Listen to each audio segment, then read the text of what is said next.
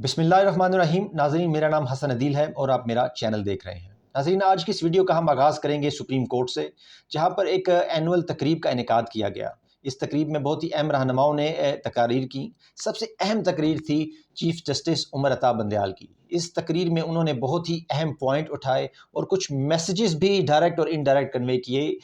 इन messages की वजह से इस तकरीर की अहमियत में और भी इजाफा हो गया। इनकी डिटेल्स आपके सामने रखेंगे। उसके बाद बात होगी ऐवान सदर की, जहाँ पर आज कुछ बहुत ही अहम मीटिंग्स हुई और कुछ हंगामी इजलास भी हुए। और कुछ खबरें आ रही हैं कि शायद कुछ ऐसा इकदाम सदर उठाने जा रहे हैं जिससे पॉलिटिकल मंजरनामा अगले कुछ घंटों में पाकिस्तान में मुकम्मल तब्दील होकर रह जाए। इसकी तफसील भी आपके सामने रखेंगे। इन डेवलपमेंट्स पर बात होगी, मगर उससे पहले मैं अपने नए आने वाले व्यूअर्स से ही कहना चाहूँगा कि वो इस चैनल को ज़रूर सब्सक्राइब करें, और अगर उन्हें ये वीडियो पसंद आए तो इसे लाइक भी करें और हमें अपनी राय से तो ज़रूर ही आगाह करें। अब सबसे पहले बात करते हैं सुप्रीम कोर्ट की। सुप्रीम कोर्ट में, जैसा मैंने आपको बताया कि एक सालाना तकरीब का इनेकाद किया गया। ये तकरीब हर साल इसी माह में तकरीबन होती है, और ये गर्मियों की जो छुट्टियां होती हैं उसके बाद इस तकरीब का इनेकाद किया जाता है। और इसमें फुल कोर्ट का जो बेंच है वो मौजूद होता है। इसमें पाकिस्तान बार और पाकिस्तान सुप्रीम कोर्ट बार के लीडरान भी शामिल हुए, और इसमें कुछ अहम प्राइवेट शख्सियात ने भी शिरकत की। नाज़रीन, बहुत से लोगों ने इस तकरीब में तकारीर की, मगर सबसे अहम तकरीर जो थी वो चीफ़ जस्टिस उमर अता बंदयाल की थी। उन्होंने अपनी तकरीर में फ़रवरी 2023 के बाद जो सुप्रीम कोर्ट को चैलेंजेस फेस हुए, उन चैलेंजेस की तफसील अपनी तकरीर में सामने रखी। उन्होंने बताया कि फ़रवरी 2023 के बाद सुप्रीम कोर्ट को बहुत ही यूनिक किस्म के चैलेंजेस का सामना करना पड़ा, और सुप्रीम कोर्ट इन हालात के आगे खुद ही विक्टिम बन गया। उन्होंने ये भी कहा कि हम भी इन हालात की लपेट में आ गए। नाज़रीन, ये एक सुप्रीम कोर्ट ऑफ पाकिस्तान के चीफ़ जस्टिस की तरफ से बहुत ही अहम बात है। इससे आप अंदाज़ा लगा सकते हैं कि पाकिस्तान और पाकिस्तान का जुडिशल सिस्टम किस कदर तकलीफ़ में है, किस कदर मसाइब का शिकार है, और किस कदर उसकी डायरेक्शन बिल्कुल अपोज़िट हुई है। एक चीफ़ जस्टिस का ये कहना, बेबसी का इज़हार करना, हमने ये देखा कि सुप्रीम कोर्ट के कुछ अहम फ़ैसलों पर अमल दरामद भी नहीं हुआ। दूसरी तरफ हम एज़ अ नेशन जो है, हमारा जुडिशल सिस्टम जो है, हमारा जुडिशरी का सिस्टम वैसे ही दुनिया की रैंकिंग्स में बहुत पीछे है। और जब आपका चीफ़ जस्टिस ये कह रहा है कि हम भी बेबस हैं, हम खुद विक्टिम हैं, तो उसमें फिर उस जुडिशल सिस्टम में फिर पीछे क्या रह जाएगा? उस जुडिशल सिस्टम में फिर कितना एतमाद अवाम में, और जो नेशनल और इंटरनेशनल लोग इसको देख रहे हैं, कितना सारा एतमाद इस सिस्टम में रह जाएगा? ये बहुत ही काबिल गौर और लम्हा फ़िक्रिया है पूरी कौम के लिए और पाकिस्तान के सब इदारों के लिए, जिनकी पहली प्रायोरिटी इस टाइम ये होनी चाहिए कि पाकिस्तान में इंसाफ का जो निज़ाम है वो कायम हो, और सुप्रीम कोर्ट की जो इज़्ज़त और तकरीम है उसकी हिफाजत सब मिलकर करें, और ये हमारा कौमी फ़रीज़ा है। चीफ जस्टिस ने यह भी कहा कि उनके इनोसेंट रिमार्क्स को भी गलत तरीके से पोर्ट्रे किया गया। उन्होंने एक मिसाल हमारे सामने रखी कि जब इमरान खान साहब को इस्लामाबाद हाई कोर्ट से सुप्रीम कोर्ट में लाया गया, तो सुप्रीम कोर्ट के जो चीफ जस्टिस हैं उमर अता बंदयाल, उन्होंने एक इनोसेंट कमेंट दिया। उन्होंने कहा गुड टू सी यू, और ये कमेंट अगर आप उनकी अदालत में जाएं तो अक्सर ये वो कह दिया करते हैं। मगर इमरान खान को उनका ये कहना ही था कि एक तूफ़ान सा बर्पा कर दिया गया। पीडीएम की हुकूमत ने शोर मचा दिया। उन्होंने इस अदालत को ये भी कह दिया कि ये लाडले की अदालत है। इस हद तक उन्होंने तज़लील की पाकिस्तान सुप्रीम कोर्ट की। नाज़रीन, उसके बाद जो चीफ़ जस्टिस हैं उन्होंने इस बात की तरफ याद दहानी कराई लोगों को कि सुप्रीम कोर्ट के जो गेट हैं वहाँ पर सुप्रीम कोर्ट को और उनके जजेस को गालियाँ दी गई, वहाँ पर क्राउड्स लाए गए, शोर शराबा किया गया, और इसमें जो इस्लामाबाद की एडमिनिस्ट्रेशन थी उसने इन लोगों को फैसिलिटेट भी किया, जो कि बहुत ही वर्रिंग बात है।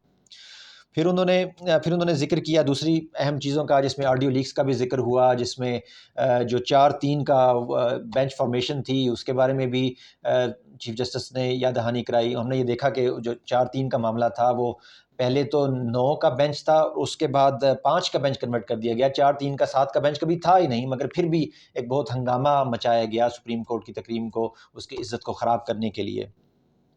फिर उन्होंने आखिर में डैम फंड्स के हवाले से भी बात की, जो कि पाकिस्तान में अक्सर एक स्कैंडल की तरह पेश किया जाता है। चीफ जस्टिस अता उमर बंदयाल ने ये बताया कि उस डैम में आज भी 18.6 बिलियन रुपए शामिल हैं, और आज भी नए फंड्स उसमें आ रहे हैं, और इस फ़ंड को कोई अपनी मर्ज़ी से इधर उधर इस्तेमाल नहीं कर सकता। ये फ़ंड एक जुडिशल कमीशन की ज़ेर निगरानी है, और पूरी इसमें बिल्कुल किसी तरह का कोई जो है मसला करना या इनको फ़ंड्स को गलत तरीके से इस्तेमाल करना मुमकिन ही नहीं है। ناظرین اس کے بعد ایک اور اہم تقریر جس کی طرف میں آپ کو لے کے جانا چاہوں گا وہ تھی زبیری صاحب کی، جو پاکستان سپریم کورٹ بار کے صدر ہیں۔ انہوں نے وکلا مسائل سب سے پہلے اپنی تقریر میں رکھے، اور اس کے بعد انہوں نے ایک بہت اہم نقطے کی طرف اشارہ دلایا، وہ تھا 90 دن میں الیکشن کا۔ زبیری صاحب نے اپنی تقریر میں کہا کہ میں سپریم کورٹ کی توجہ دلانا چاہتا ہوں کہ سپریم کورٹ کی یہ ذمہ داری ہے کہ 90 دن میں جو الیکشن کا فیصلہ ہے اس پر عمل درآمد کرایا جائے۔ انہوں نے یہ بھی کہا کہ متعدد فیصلے سپریم کورٹ پر عمل درآمد نہیں کیا گیا، اور عدالت نے بھی جب یہ ان فیصلوں پر عمل درآمد نہیں کیا تو کوئی اسٹرکٹ ایکشن نہیں لیا، کوئی کنٹمپٹ آف کورٹ کے نوٹسز ایشو نہیں کیے، اور انہوں نے کورٹ سے یہ اپیل کی کہ جن فیصلوں پر عمل درآمد نہیں ہوا ان پر اسٹرکٹ ایکشن کیا جائے، ان پر قانون کی جو پوری فورس ہے اس کے ساتھ اٹیک کیا جائے۔ انہوں نے یہ بھی مطالبہ کر دیا کہ election commission of Pakistan per article 6 کا مقدمہ چلایا جائے۔ آرٹیکل 6 یاد رہے غداری کا مقدمہ ہے، اور یہ بہت ہی سخت قسم کا بیان تھا جو زبیری صاحب نے اس عدالت میں اس اہم تقریب میں اپنی تقریر میں دیا۔ ناظرین اب بات کر لیتے ہیں پریزیڈنٹ الوی کی۔ ایوان صدر میں آج بہت اہم میٹنگز ہوئیں، بہت اہم اجلاس ہوئے، مگر ان کی تفصیل آپ کو رکھنے سے پہلے ایک بیک گراؤنڈ آپ کو بتانا ایک بار بڑا ضروری ہے، کرونالوجیکلی ایونٹس کو آپ کے سامنے رکھنا بہت ضروری ہے۔ ناظرین یہ بات سب سے پہلے شروع ہوتی ہے جب پریزیڈنٹ الوی نے وزیر اعظم کی ایڈوائز پر اسمبلیاں تحلیل کر دیں۔ اس کے بعد ریسنٹلی ان کی ملاقات D G I S I سے ہوئی۔ D G I S I سے ملاقات میں یہ کہا گیا کہ شاید ڈی جی ایس آئی انہیں کنونس کر رہے تھے کہ ابھی الیکشن کے ڈیٹ کے معاملے میں بھی آپ انوالو نہ ہوں اور اس کو جیسے ہے ویسے ہی چلنے دیں، مگر اس میٹنگ کے اختتام پر 1 گھنٹے بعد ہی پریزیڈنٹ الوی نے چیف الیکشن کمشنر کو خط لکھ دیا کہ آپ الیکشن کی تاریخ میرے ساتھ آ کے بیٹھیں، بات کریں تاکہ ہم الیکشن کی تاریخ میں قوم کو دے سکوں۔ اس کے بعد جو چیف الیکشن کمشنر ہیں ان کی ملاقات یو ایس کے سفیر سے ہوئی، جو ملاقات بڑی ہی انیوژل تھی۔ اس ملاقات سے کرنے سے روکا بھی گیا منسٹری آف فارن افیئرز نے چیف الیکشن کمشنر کو، مگر پھر بھی انہوں نے یہ ملاقات کی، اور اس ملاقات کے بعد انہوں نے پریزیڈنٹ کو یہ اپنا رپلائی دے دیا کہ بھائی کہ الیکشن کمیشن کی ذمہ داری ہے الیکشن کی ڈیٹ دینا، آپ اس مسئلے میں نہ پڑیں اور آپ کے پاس اختیار نہیں ہے الیکشن کی تاریخ دینے کا۔ اس کے بعد یہ معاملہ یہاں پر تھم گیا۔ اس کے بعد پھر خبریں آنے لگی ایوان صدر سے کہ صدر الوی صاحب کو الیکشن کی ڈیٹ بس 24 یا 48 گھنٹے میں دے دیں گے۔ پھر ہم نے دیکھا کہ پچھلے جمعے کو ان کی ملاقات ہوئی دو اہم عسکری قیادت کے 2 اہم افسران سے۔ اس میٹنگ کے بعد پھر ڈیٹ جو ہے وہ ڈیلے ہو گئی۔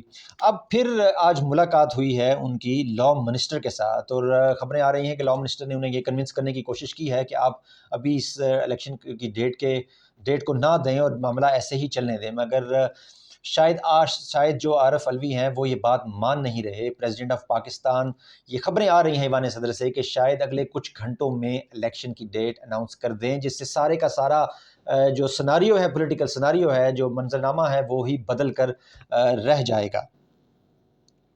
ناظرین یہ تھیں آج کی اہم خبریں۔ یہ ویڈیو دیکھنے کے لیے آپ کا بہت شکریہ۔ اللہ حافظ۔ پاکستان زندہ باد۔